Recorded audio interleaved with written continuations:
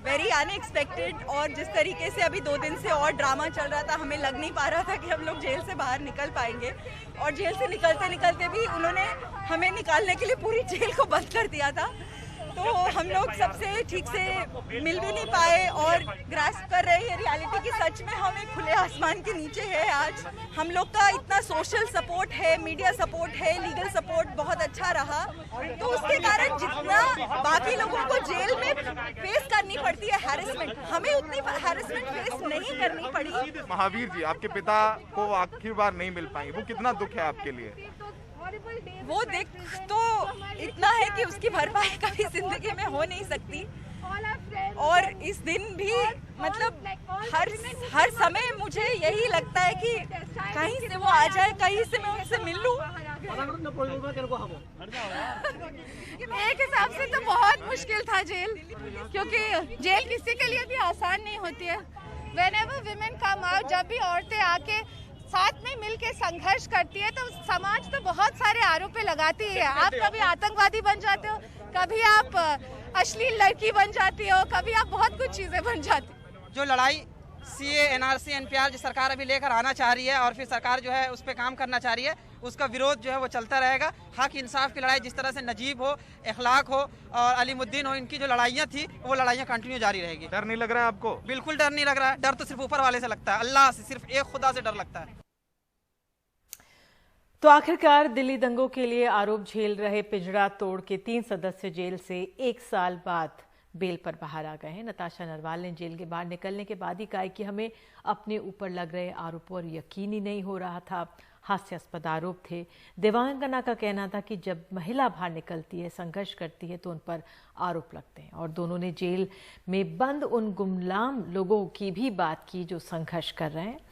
और हमारे साथ इस पूरे मामले पे बात करने के लिए विकास सिंह, पूर्व additional solicitor general of India और सुप्रीम कोर्ट के वरिष्ठ वकील हमारे साथ हैं। हमारे साथ आबा सिंह, वकील और सामाजिक कार्यकर्ता, और देश रत्न निगम, वकील, सुप्रीम कोर्ट हमारे साथ मौजूद हैं।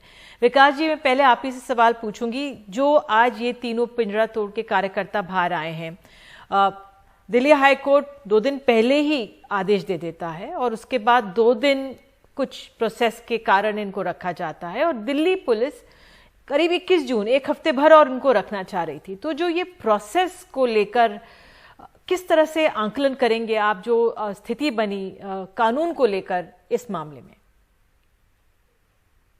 देखिए, पहले तो जब उन्होंने इन पे ये टेररिस्ट का इनको डिक्लेरेशन किया या यूएपीए लगाया, वही बहुत बड़ा इररिस्पॉन्सिबल स्टेप था।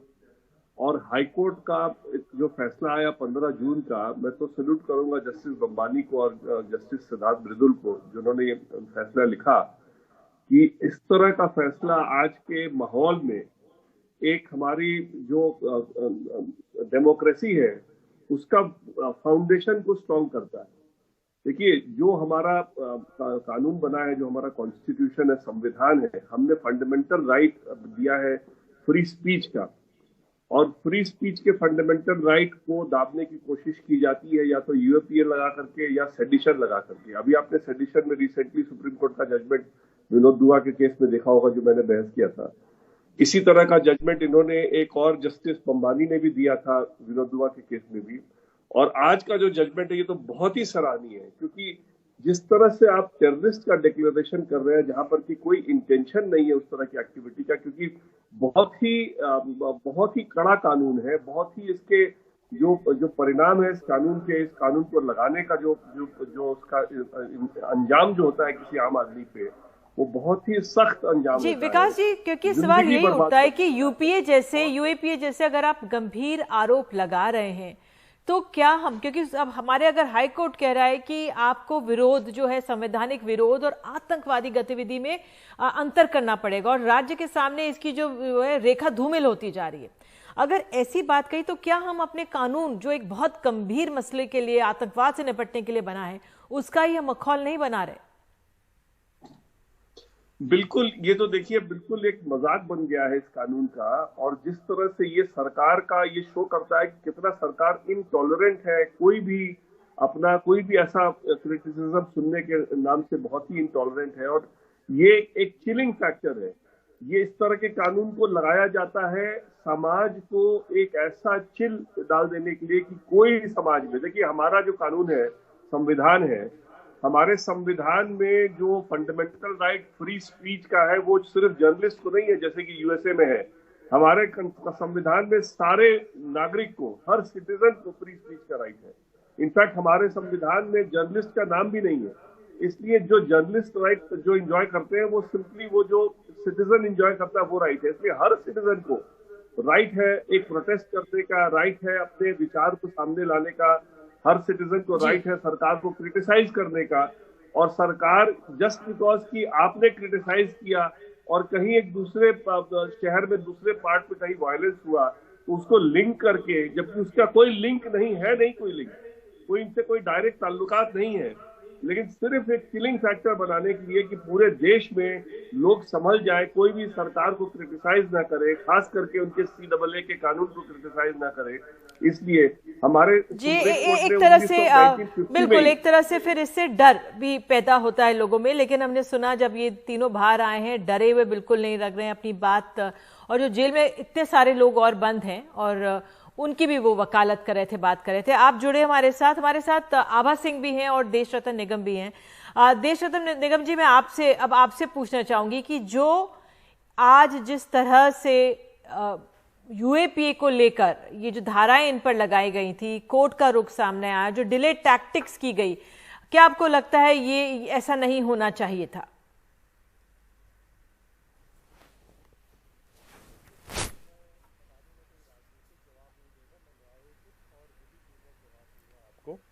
और जो UAPA का कानून है उसके तहत ये सब दोषी हैं जब तक ये अपने आप को निर्दोष न साबित करें।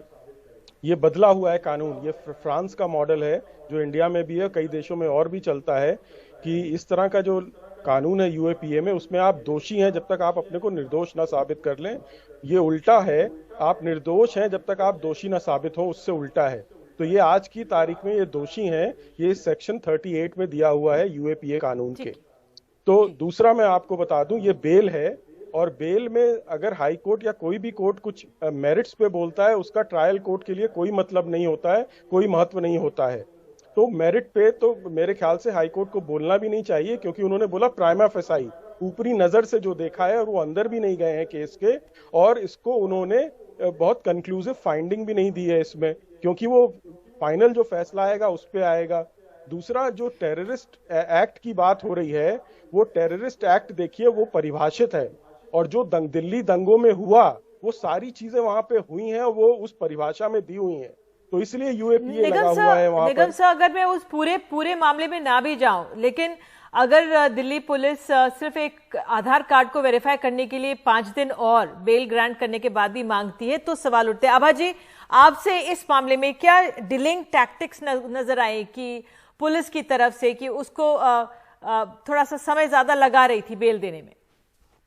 बिल्कुल, आप देखिए जिस तरह से वो कह रहे हैं कि ये झारखंड और असम से श्योरिटीज हैं, उनके एड्रेसेस वेरीफाई करने हैं, और हाई कोर्ट के बार बार कहने पर भी वो कह रहे थे कि हमारे पास एक जगह उन्होंने कहा कि बोर्ड पे बहुत हैवी बोर्ड है, हम नहीं कर सकते।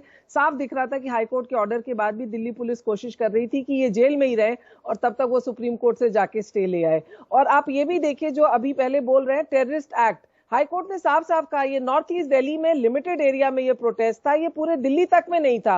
और टेररिस्ट अटैक को जो सेक्शन 15 में डिफाइन भी किया गया है, उसमें कहीं भी नहीं आता। अगर आपको याद होगा कि सफूरा जरगर का जब केस था, इनको क्या टेरर एक्ट में बॉम्ब मिला, डायनामाइट मिला, वो कहता है कि अगर वहां पे बॉम्ब मिला हो, एक्सप्लोसिव मिला हो, टोटल इनके केस में जो था पुलिस के, इन्होंने लिखा था मैं माफी चाहती हूँ, आपको रोकना पड़ रहा है। मेरे साथ आसिफ हैं।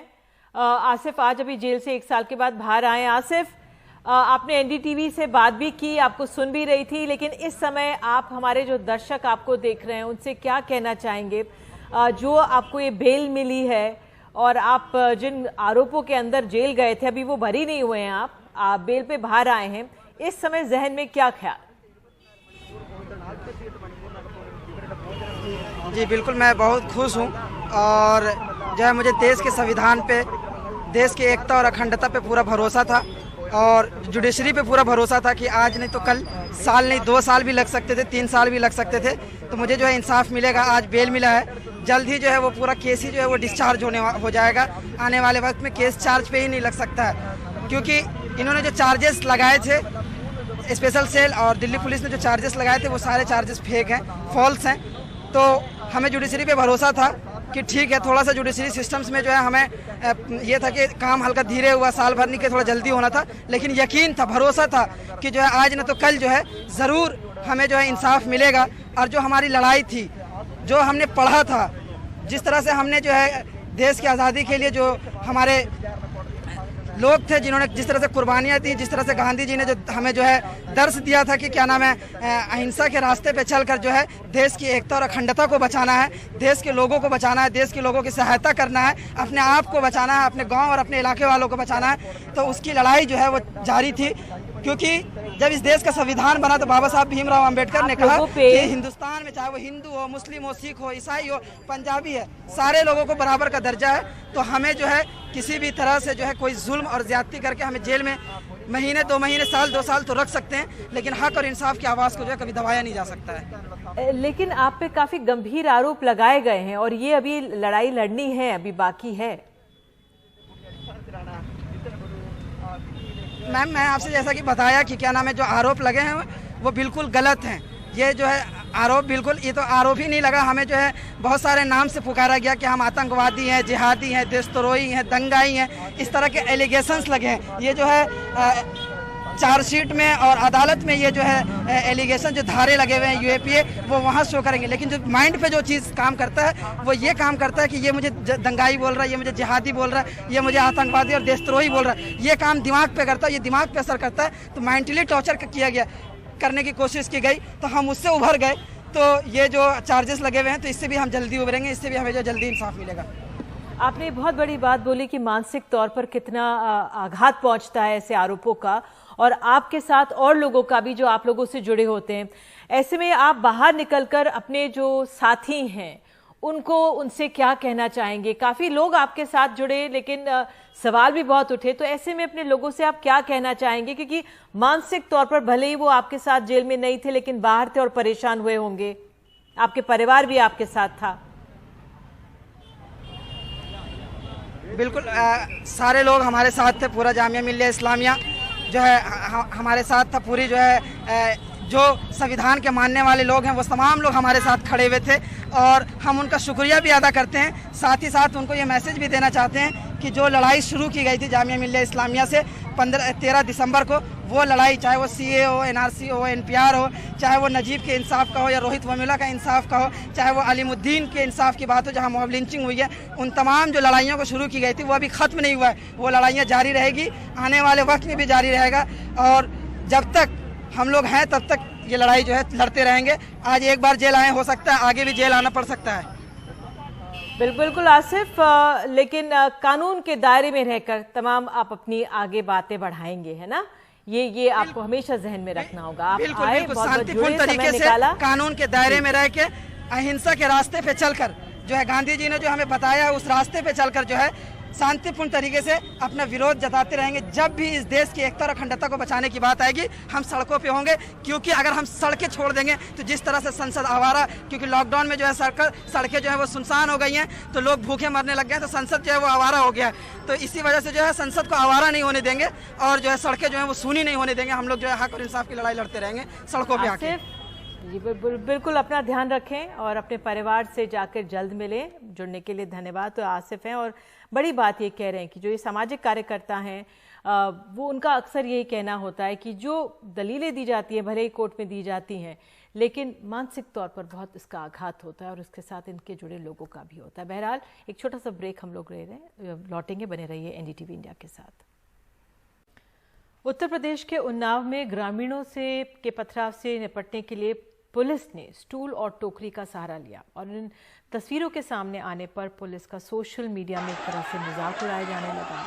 पूर्व मुख्यमंत्री रहे यहाँ के अखिलेश यादव ने भी इस तस्वीर को ट्वीट कर सरकार पे तंज किया। इसके बाद आईजी लखनऊ लक्ष्मण सिंह ने एक इंस्पेक्टर, एक चौकी इंचार्ज समेत 4 पुलिस वालों को सस्पेंड कर दिया।